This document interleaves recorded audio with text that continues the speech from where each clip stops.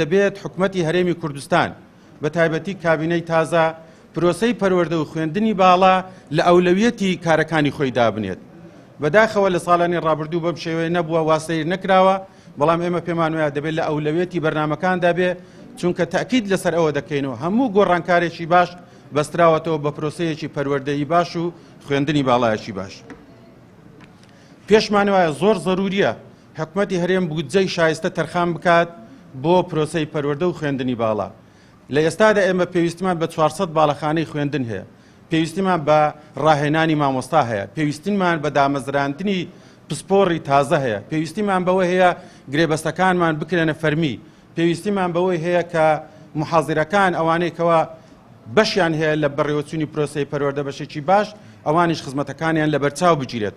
بۆیە بەڕاستی ئێمە لەم سۆنگەیەوە داوا دەکەین کەوا بودجەی شایستە بۆ وەزارەتی پەروەردە تەرخان بکرێت بۆ ئەوی هەموو ئەو جومگانەی کە باسمان کرد ئاوڕی جددیان لێ بدرێتەوە.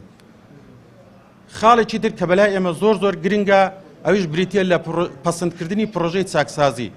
لە پەرلەمانی ڕابردوو لە تەشکیلەی ڕابردوو پرۆژەکە تەرحکرا بۆ پەرلەمانی کوردستان، خۆتان دەزانن، بەڵام بەڕاستی جێبەجێ نەکرا. بۆیە ئێمە داواکارین و سووریشین لەسەرەوەی کە ئەم پرۆژە چاکسازی دەبێ پەسەند بکرێت، چونکە پێمان وایە کۆمەڵک گشتی هەنگاوی تێدایە کەوانە لە خزمەتی گشتیدا دەبێت و لە خزمەتی پرۆسەی پەروەردە و خوێندنی باڵا دەبێت.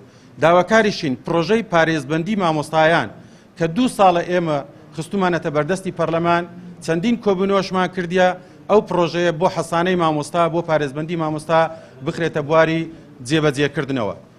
خاڵێکی تر کە بەلای ئێمە ئەوەش گرنگی خۆی هەیە، ئەویش بریتە لە بایەخدان بە خوێندنی کوردی لە ناوچەدا بڕێنراوەکان. بەڕاستی خوێندنی کوردی لە ناوچەدا بڕێنراوەکان ئێستا لە حاڵ و وەزعێکی باشدا نییە، چ ئەوەی پەیوەستە بە مافەکانی مامۆستا، چ ئەوەی پەیوەستە بە مافی دابینکردنی پێداویستیەکان. لەبەر ئەوە زۆر زەروریە ئەم بابەتە بخرێتە ئەولەویەت و کاری جددی لەسەر بکرێت، چونکە بەڕاستی پێمان وایە ئەمە دەهێنێت ناوچە دابڕێنراوەکان بەشێکی جیانەکراون لە هەرێمی کوردستان، بۆیە دەوێت بایەخی تەواویان پێ بدرێت.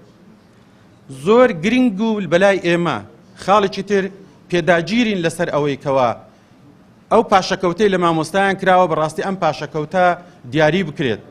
ئێمە زۆرمان هەوڵداوە، کۆمەڵک لایانی تریش هەوڵیان داوە کەوا حیسابی بانقی بۆ مامۆستا و فەرمانبەران بکرێتەوە و ئەو پارەی کە پاشەکەوت کرایە لێی ئەو پارەیە تێدا دابدرێتن و بشتوانێ بەکاری بهێنێ بۆ قەرزدانەوە و هەروە بۆ کۆمەڵک خزمەتگوزاری تر کە لە مامۆستا لە ئایندەدا پێویستی پێدەبیت ئەم پارەی بەکار بهێنێت و ئیتر بۆ خۆی کارەکانی پێ بکاتن.